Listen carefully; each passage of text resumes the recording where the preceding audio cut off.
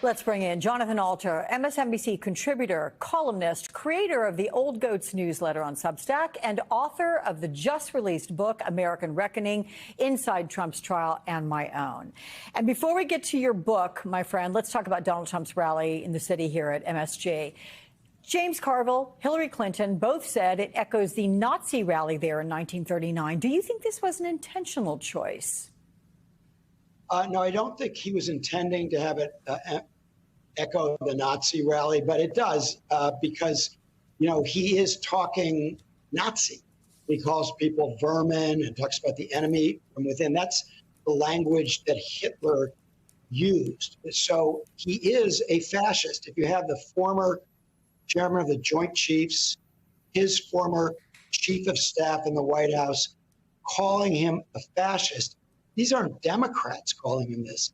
So in that sense, there really are echoes of 1939 when you had American flags next to Nazi flags. You won't see the Nazi flags in there, but much of the language, including America First, is exactly what they were talking about in 1939. Look, 9 days, Jonathan, to go. Why is Trump wasting his time in New York? It's a state he has no chance of winning. I think it's an ego thing for him. It's his hometown. He wanted to, come back and triumph. But it's important to remember the many crimes he committed here, not just the ones that I witnessed him being convicted for in May. But, he built Trump Tower with undocumented workers and with serious connections to the mob. He was sued by the Nixon Justice Department for discriminating against Black renters.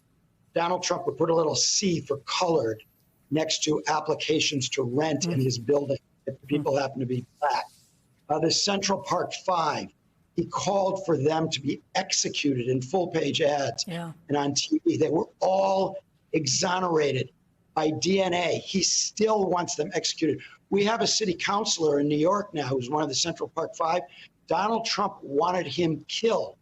So African-American voters need to know these things. I think many of them do before they go to the polls. And everybody needs to know these and his other crimes. He's been a one-man crime wave for a very long time. Let's get to your book, American Reckoning, which brings your account of all 23 days covering the Trump hush money trial inside that New York courtroom.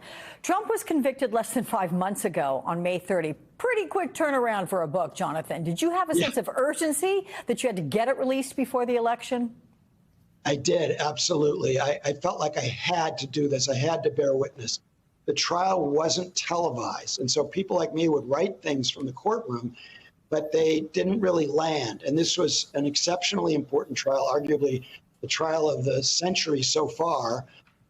And there's a lot that people didn't get a sense of. But I also wanted, Alex, to pack into one tight volume, short book, everything that is dangerous about this man. Because my real hope is that people will buy it and send it to their cousin Bob, their Aunt Mary, who they might not be MAGA people, but they're thinking about staying home, or they just can't bring themselves to vote for Harris, even though if you don't vote for Harris, that's a vote for Trump. So I would submit that you cannot read American Reckoning and do anything that would put this very dangerous man back in the presidency. So that was the motive for me, to bear witness, to issue it as a warning, because this is the most pivotal election in recent American history.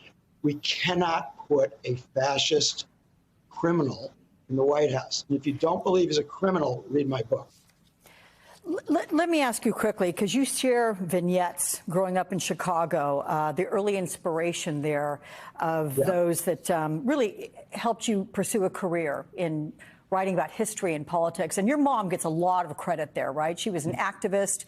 She was somebody who inspired not only you, but Barack Obama. As a matter of fact, I was really touched that 1 week after he was elected president and your mother had passed, he took the time as president-elect to write to you and say how much he was going to miss your mom.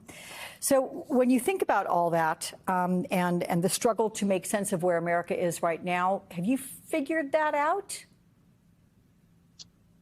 No, I mean, I try to explore how we got to this place, some in this book, in addition to reporting from the courtroom. But, you know, demagoguery works. And when a politician, either here or abroad, plays on people's fears, that can work, especially if you have as much disinformation as we have now. Everybody is just paying attention to what's in their silo, and they don't know things like they don't know that Donald Trump disrespects veterans consistently.